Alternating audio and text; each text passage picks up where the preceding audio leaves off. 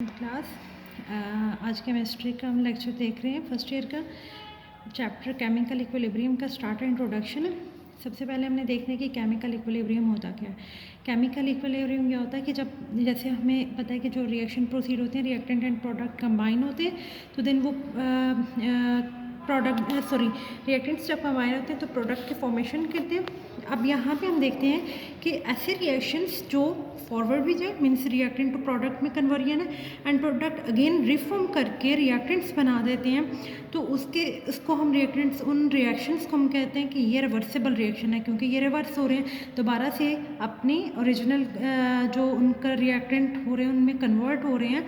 इस स्टेज पर concentration of reactant and product जो है वो कांस्टेंट रहती है। अब नॉर्मली हमें यह लग रहा होता है कि वो रिएक्शन स्टॉप हो चुका है और हमें रिएक्शन स्टॉप लगता है, लेकिन अगर हम उन्हें माइक्रोस्कोपिक लेवल पर देखें तो वहाँ पर रिएक्शन स्टॉप नहीं होता बल्कि वो प्रोसीड हो रहा होता है। फर्दर हम अगर बात करें कोलिजन्स की बात करते हैं। कोलिजन्स और इनके आपस में जो लिंक होता है विद एक्टिवेशन एनर्जी। अब हमें सबसे पहले ये पता होना चाहिए कि कोई भी चीज़ रिएक्ट क्यों करती है और कब करती है। कोई भी रिएक्टेंट्स उस वक्त तक रिएक्ट नहीं कर सकते जब तक कि उनके आपस में कोलिजन्स, क्योंकि हमें पता है मॉलिक्यूल हर वक्त कोलिजन्स कर रहे होते हैं, वाइब्रेट कर रहे होते हैं, वो आपस में भी कोलाइड करते हैं एंड वॉल ऑफ कंटेनर भी कोलाइड करते हैं। अब जब वो कोलाइड करते हैं तो उसके रिजल्ट में उनकी काइनेटिक एनर्जी प्रोड्यूस होती है जो कि उनकी एक्टिवेशन एनर्जी तक पहुंचती है। उनकी एक्टिवेशन एनर्जी उन्हें मिलती है तब जाके वो प्रोडक्ट के मीन्स के तब जाके वो एक्टिवेशन एनर्जी का बैरियर क्रॉस करते हैं तो जिसकी वजह से वो प्रोडक्ट में कन्वर्ट हो जाते हैं। जो रिवर्सिबल रिएक्शन होते हैं वो रिफॉर्म होकर रिएक्टेंट्स भी बना रहे होते हैं।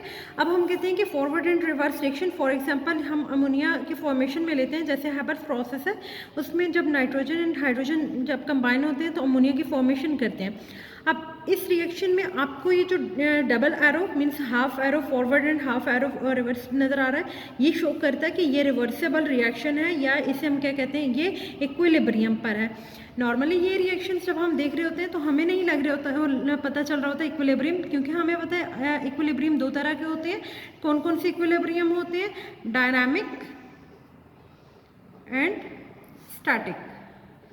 अब जाहिर है हम यहाँ पे स्टैटिक तो नहीं देख रहे हैं, हम यहाँ पे डायनामिक देख रहे हैं। डायनामिक होते हैं जो मोशन में तो होते हैं, फॉरवर्ड एंड रिवर्स मूव तो करे होते हैं, लेकिन हमें देखने में ऐसे लग रहा होता है कि रिएक्शन स्टॉप हो चुका है क्योंकि उनकी जितनी रिएक्टेंट्स की कंसंट्रेशन प्रोडक्ट में कन्वर्ट हो रही होती है उतनी ही प्रोडक्ट रिफॉर्म होकर रिएक्टेंट बना रहे होते हैं। उस स्टेज पर हम उस रिएक्शन को कहते हैं कि ये एक इक्विलिब्रियम पर है, ये केमिकल इक्विलिब्रियम है, ये डायनामिक इक्विलिब्रियम है।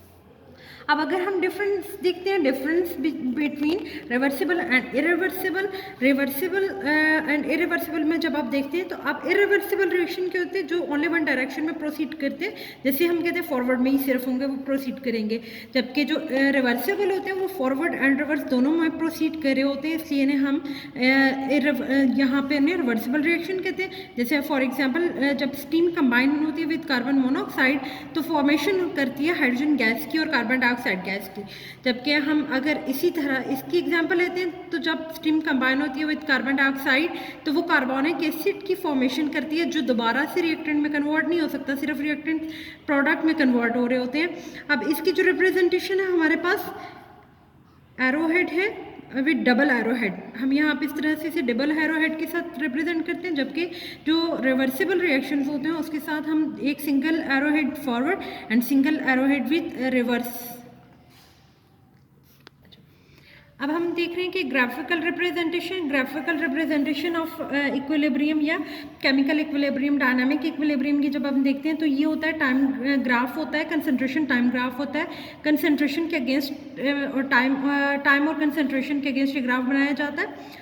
अब इसको सबसे पहले हम जब रिएक्शन को समझेंगे तो उसके बाद हमें इस ग्राफ की समझ आएगी। जैसे हमने पीछे कहा था कि जब स्टीम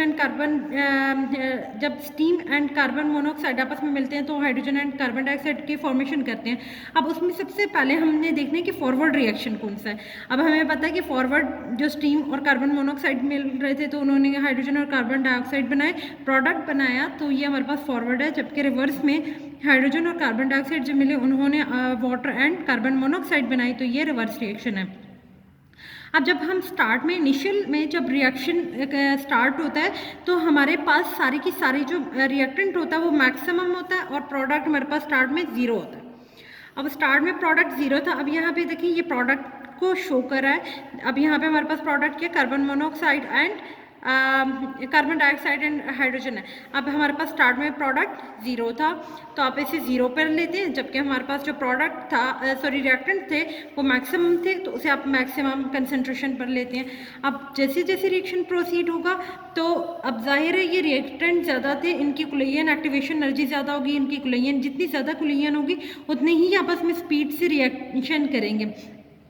तो ये स्पीड से आपस में रिएक्ट कर रहे हैं और ये प्रोडक्ट में कन्वर्ट हो रहे हैं, जिसकी वजह से स्टार्ट में रिएक्शन बहुत स्पीड अप होते हैं स्टार्ट में और वो प्रोडक्ट में कन्वर्ट हो रहा होता है और स्टार्ट में प्रोडक्ट ज़ीरो होता है।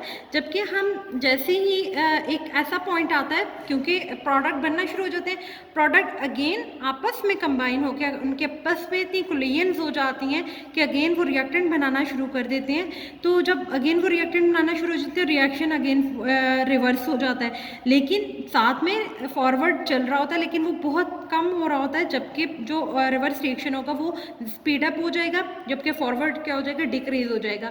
लेकिन एक ऐसा पॉइंट आएगा, आप यहाँ पे देखिए ये फॉरवर्ड डिक्रीज होता जा रहा है और जो रिवर्स डिक्रीज होता जा रहा है और फॉरवर्ड इंक्रीज होता जा रहा है स्टार्ट में। लेकिन जब जैसे ही टाइम पास होगा, टाइम गुजरने के बाद जो हमारे पास प्रोडक्ट थे, रिएक्टेंट थे, वो कम होते जाएंगे, वो डिक्रीज होना शुरू हो जाएंगे और जो प्रोडक्ट है वो ज़्यादा होता जाएगा क्योंकि पहले वो ज़ीरो था। और एक ऐसा पॉइंट आएगा जितने रिएक्टेंट मिलकर प्रोडक्ट बना रहे होंगे उतने प्रोडक्ट अगेन मिलकर रिएक्टेंट बना रहे होंगे, तो ये ग्राफ बिल्कुल स्ट्रेट हो जाएगा। ये स्ट्रेट शो करते हैं यहाँ पर उसने इक्विलिब्रियम अटेन कर लिया, इस टाइम पर इस कंसंट्रेशन पर इक्विलिब्रियम स्टैब्लिश हो चुका है। अब यहाँ पे हमें जो नज़र आएगा रिएक्शन बज़ाहिर तो हमें नज़र आएगा रिएक्शन स्टॉप हो जाएगा, रिएक्शन नहीं हो रहा, लेकिन जब माइक्रोस्कोपिक लेवल पर हम देखेंगे तो वो मॉलिक्यूल्स जो वाइब्रेट कर रहे होंगे आपस में कोलाइड भी कर रहे होंगे। कुछ मॉलिक्यूल रिएक्टेंट के प्रोडक्ट में कन्वर्ट हो रहे होंगे और कुछ प्रोडक्ट रिएक्टेंट में कन्वर्ट हो रहे होंगे।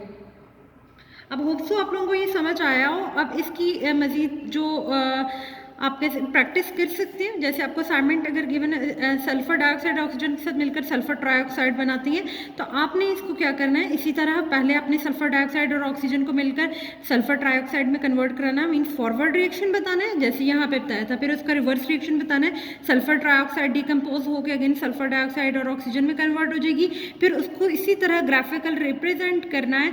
तो होप सो क्लास आप लोगों को समझ आ चुकी होगी। Okay, thank you.